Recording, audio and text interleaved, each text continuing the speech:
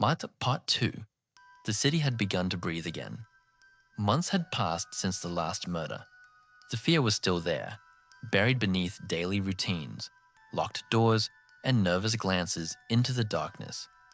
But with every silent week, people convinced themselves that the nightmare was over. They were wrong. The killer had not disappeared. He was watching, waiting, planning. In this chapter, we follow the next victims. The third, the fourth, the long periods of silence that left investigators with no answers. Each crime would reveal a little more about the man who called himself BTK, a predator who could stop for years, but never truly quit. And when the murders finally stopped, the story was far from over. Because decades later, a single mistake would bring the monster back into the light. A floppy disk, a confession, a trial, and the final reckoning of one of America's most notorious serial killers. This is part 2. Victim 3. Shirley Vian Relford, 26. March 17, 1977. By 1977, Rader had a wife and a child at home. His daughter Kerry had been born in 1975. In the gaps between his domestic life and his crimes, he maintained his fantasy world, writing, drawing, trolling the neighborhood for potential victims. On March 17, 1977, he had a different woman in mind. He went to her house and she wasn't home. Frustrated, the clinical word for what a person feels when their planned murder is inconvenienced by the absence of the intended victim, he began looking for someone else. He encountered 5-year-old Stephen Relford walking home from a corner store with soup for his sick mother. Rader approached the boy, claimed to be a detective, and showed him a photograph of his wife and daughter, asking Stephen if he could identify the people in the picture. The boy, innocently, misidentified them as his own mother and sister. Rader followed the child home. Shirley Vian Relford was 26 years old. She was homesick. She had 3 small children with her. When Rader appeared at her door and pulled his gun, she asked him, she pleaded with him, not to hurt her children. Rader told investigators, with what the court reporter noted was no visible emotion. I told Mrs. Vian that I had a problem with sexual fantasies and was going to tie her up, and that I might have to tie the kids up, and if she would cooperate. He locked the 3 children in the bathroom. He barricaded the door with a chair so they could not come out. He could hear them crying and calling for their mother throughout what followed. He bound Shirley Vian with rope and strangled her to death. When he left her, the children were still locked in the bathroom. They freed themselves and found their mother. 2 of those children were under the age of 8. Victim 4. Nancy Fox, 25. December 8, 1977. Nancy Fox was 25 years old. She was a single woman who worked 2 jobs, one of them at a jewelry store, and lived alone in a duplex in Wichita. Her sister Beverly would later describe her as very outgoing, very friendly. She was one to speak her mind. She didn't keep quiet. Rader first noticed Nancy while what he called trolling, his word for the predatory scanning of neighborhoods for potential victims. He later described the process in court with the detached precision of a man explaining a workflow. When I was trolling through the area, I noticed her go in the house one night. I put her down as a potential victim. I did a little homework.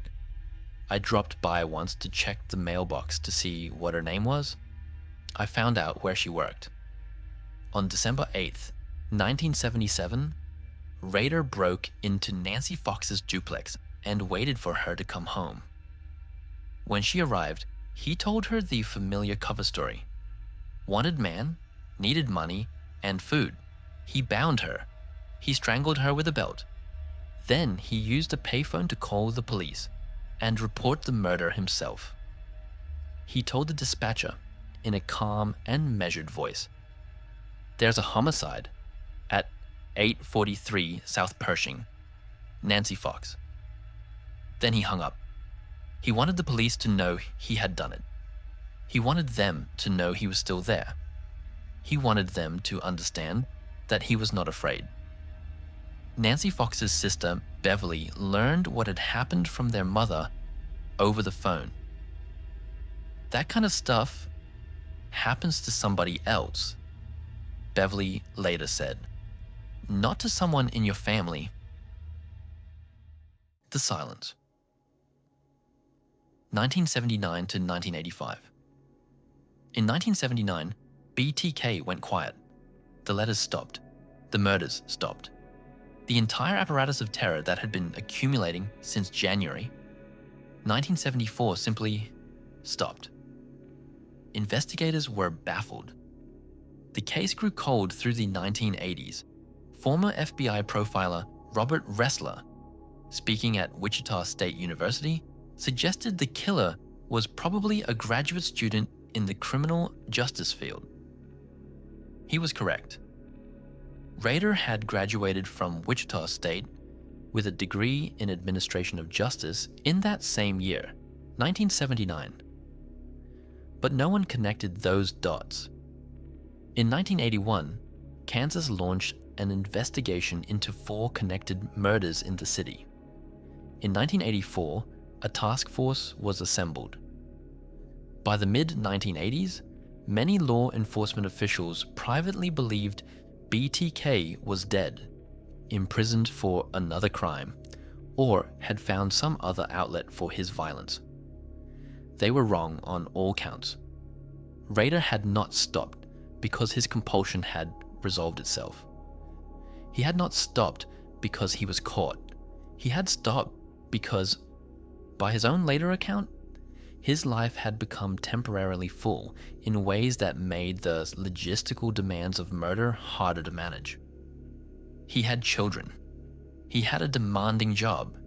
He had church responsibilities. The projects went on hold, but the fantasy world never went dark. He continued writing, drawing, maintaining his private archive, photographing himself in bondage. The pressure was building, quiet and invisible, behind the completely ordinary face of a compliance officer from Park City, Kansas. In 1985, 6 years after the last confirmed BTK murder, the pressure found release again. Victim 5. Maureen Hedge, 53. April 27th, 1985. Maureen Hedge was 53 years old. She lived at 6254 North Independence Street in Park City, Kansas. Her address is worth repeating.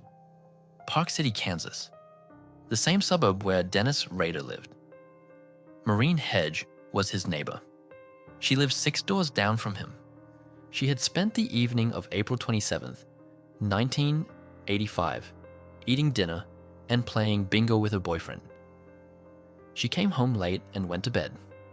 Rader, who had been planning this for some time, who had cased her house, who had prepared in advance, broke in and strangled her with his bare hands while she slept. He called this one Project Cookie. What happened next is among the most disturbing details of the entire BTK record. Rader loaded Maureen Hedge's body into her own car and drove it to Christ Lutheran Church, the church where he served as president of the council, where he worshipped every Sunday, where his family gathered for holidays and baptisms and confirmations. He took her body inside. He had prepared the church in advance, storing black plastic sheeting there. He posed Maureen Hedges' body in bondage positions and photographed her. He spent time with the photographs that he would later file in his archive. He then loaded her back into the car, drove to a rural road, and left her body in a ditch. She was found 8 days later on May 5th, 1985, along a dirt road. A knotted pair of pantyhose was found nearby. Her hands, feet, and throat showed evidence of ligature binding and strangulation. Her neighbors came to the memorial service. Dennis Rader attended. Victim 6, Vicky Lynn, Wegeler, 28. September 16th, 1986. Vicky Lynn Wegeler was 28 years old. She played piano. Rader had prowled around the outside of her house and listened to her play through an open window. He chose her, in part, because of that. He called her Project Piano. He had watched her from outside. He had noted her routine. He had seen her husband leave for work and understood that she was sometimes alone in the house with her 2-year-old son. On September 16th, 1986, Rader arrived at Vicky's door wearing a hard hat from his ADT job and carrying a Southwestern Bell telephone manual, posing as a telephone repairman. To make his cover more convincing, he first knocked on the neighbor's door and pretended to do telephone work inside, then left and knocked on Vicky's door. The detail of going to the neighbors first to be seen to establish his story reveals the level of planning he brought to each crime. Vicky let him in. He told her he needed to check the telephone terminals. She directed him to the phone. He made small talk. He pretended to examine the connection. Then he pulled a gun. He forced her to the bedroom. She told him her husband would be home soon. Rader bound her with leather shoelaces.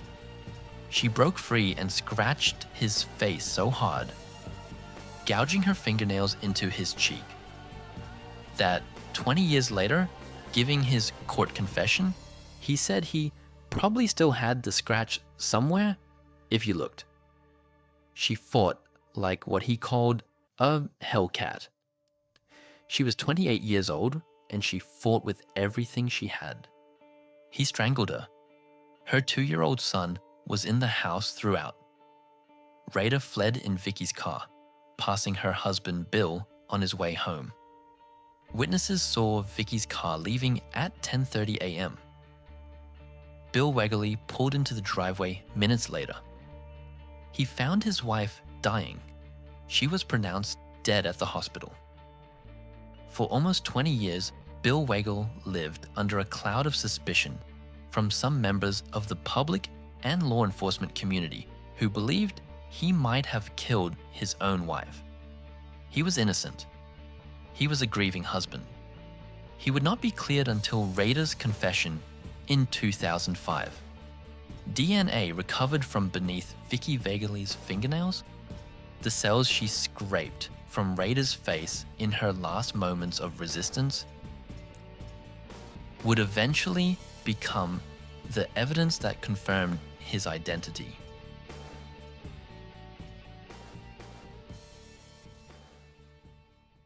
The long silence continues.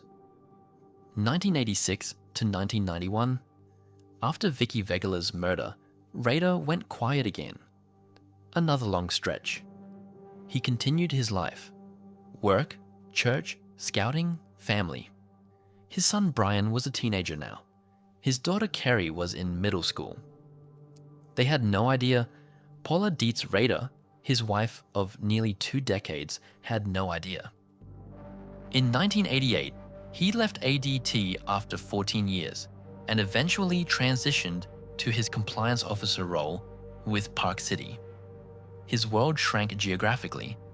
Now he was walking the same streets every day, measuring grass and issuing citations, attending his church, coaching scouts. The man who had spent years moving through the city as an alarm installer, now had a more territorial, more local domain. And yet the fantasy world ran on. The journals accumulated, the archive grew. The trolling, the constant scanning for potential victims, the assignment of code names, the reconnaissance walks, never fully stopped. It would be 5 more years before the next murder.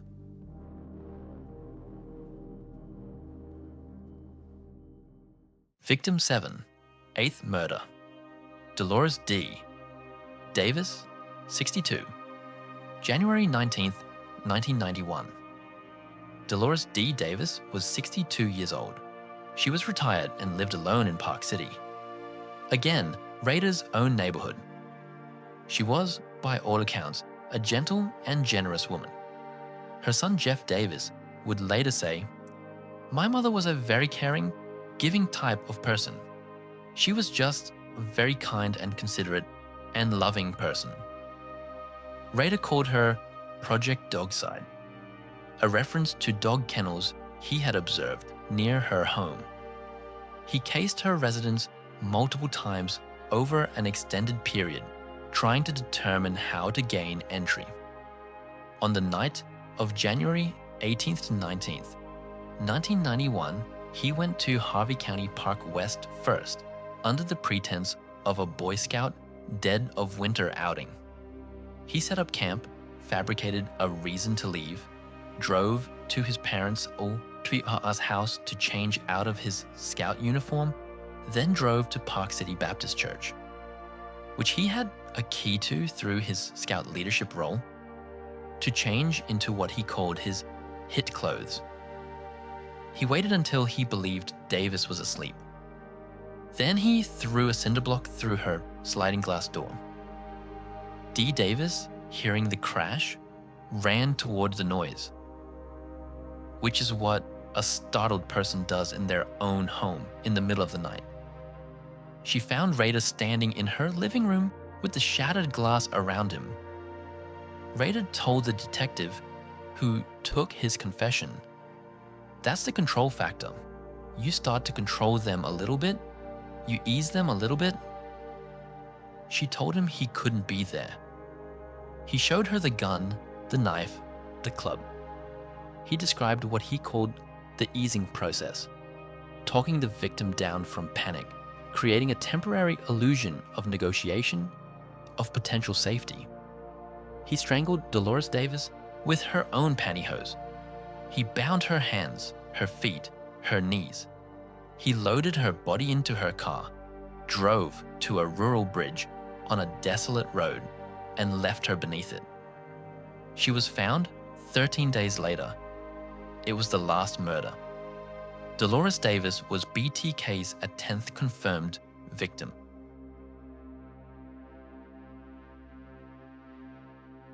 After the last murder, 1991 to 2004, after January 1991, BTK disappeared again. The task forces wound down. The case files gathered dust. Former FBI profiler John Douglas assumed, based on the silence, that BTK had either died or been imprisoned. Dennis Rader had a promotion. He was now a compliance officer for Park City. He measured lawns. He cited people for stray dogs. He attended church. His daughter Kerry entered high school. His son Brian played sports. The Rader family sat in their Park City home and watched television and had the ordinary arguments of an ordinary family. What the family did not know, their father still maintained his archive. He still wrote. He still photographed himself in bondage, wearing the masks and stolen underwear of his victims. He called these sessions cubing, his private term for the self-bondage rituals that served as a release between his periods of active murder. He also began storing his materials in what he called packages, cereal boxes, sometimes as a possible dark reference to the word cereal, filled with drawings, crime mementos, photographs, and detailed written narratives of his murders. He kept them. He organized them. He maintained his archive with the dedication of a hobbyist who has found his life's work. For 13 years, nothing. And then, in January 2004, he picked up a newspaper.